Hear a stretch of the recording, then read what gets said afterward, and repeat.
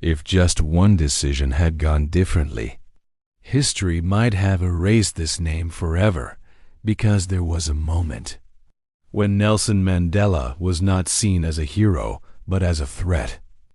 And here's the part most people never think about. What if he never changed?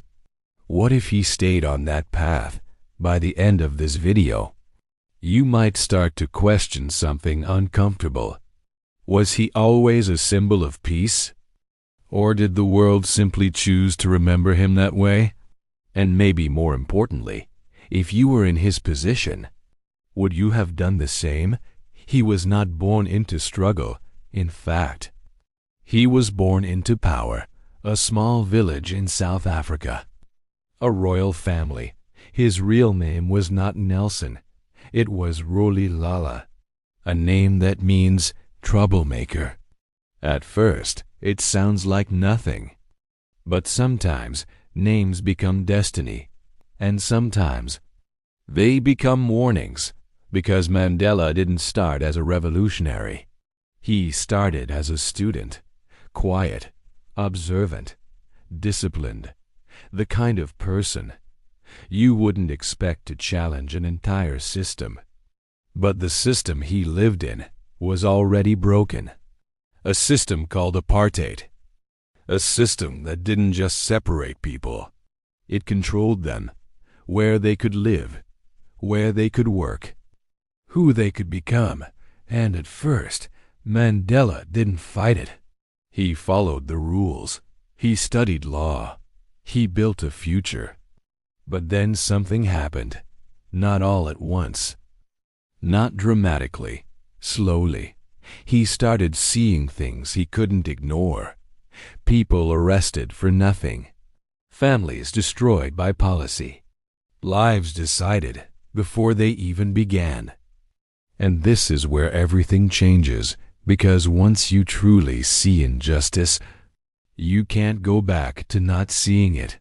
He joined the African National Congress. At first, everything was peaceful. Protests, boycotts, resistance without violence, because he believed change could come through unity. But the system didn't respond. It pushed back harder. Violence increased. Voices were silenced. Hope started to disappear. And here's the moment that changed everything. The moment most people avoid talking about. Mandela made a choice. A dangerous one. A controversial one. He helped create an armed movement.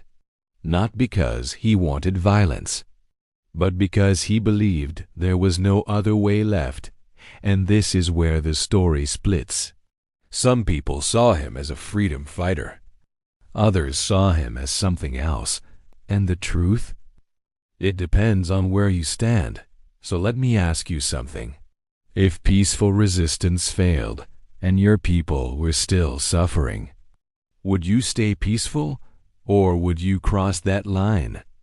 Don't answer too fast, because the consequences of that decision were just beginning, and what happened next would change his life forever. For 27 years, Nelson Mandela lived behind bars. 27 years. Let that sink in. Not days, not months. Almost 3 decades. He was sent to Robben Island, a place designed to break people. Hard labor, isolation, limited contact with the outside world, and constant surveillance. The goal was simple. Erase him, not just physically, but mentally, emotionally. And in many cases, it worked. Prison changes people. It hardens them. It destroys hope. It turns belief into bitterness. But here's where the story takes an unexpected turn. Nelson Mandela did not come out of prison filled with hatred. In fact, he came out with something far more difficult: control, discipline, and a vision that went beyond revenge. But that transformation didn't happen overnight. Inside those prison walls, there were moments of doubt, moments of anger, moments where giving up would have been easier. Because imagine this, you fight for freedom. You sacrifice everything, and then you are locked away. While the world moves on without you, would you still believe your struggle mattered? Or would you slowly let go? There were also pressures from the outside. The world began to notice campaigns, protests, calls for his release.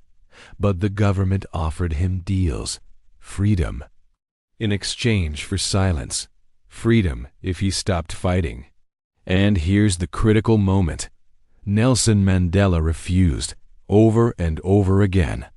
He chose prison over compromise. Now ask yourself honestly, how many people would make that choice?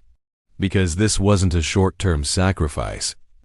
This was years, decades, a lifetime slipping away, and yet he held on, but not in the way people expect. He didn't hold on to anger, he held on to purpose. During those years, he studied. He reflected. He observed his enemies. He learned how power works, and slowly something changed. He began to understand that true victory would not come from destroying his opponents, but from transforming the system itself. And that required something most people never consider: forgiveness, not as weakness, but as strategy. Because if he ever walked free, South Africa would be at a breaking point. Violence was inevitable. Revenge was expected, and yet he was preparing for something different. But would the world accept it? Would his own people accept it? Because after 27 years of suffering, who would blame him for choosing revenge? But that's not what happened. In 1990, Nelson Mandela was finally released, and the world held its breath. Because no one knew what he would do next. Would he call for war? Would he seek justice through punishment? Or would he take a path no one saw coming? His story could have ended here, locked away, forgotten. But on a barren island called Robben, a new chapter began. 27 years. Think about that number. Almost 3 decades in a tiny cell, with nothing but a mat to sleep on and a bucket for a toilet. The goal was simple: to break him, to erase his memory from the world. But they underestimated something: the power of the human spirit. Inside that prison, Nelson Mandela did not just survive.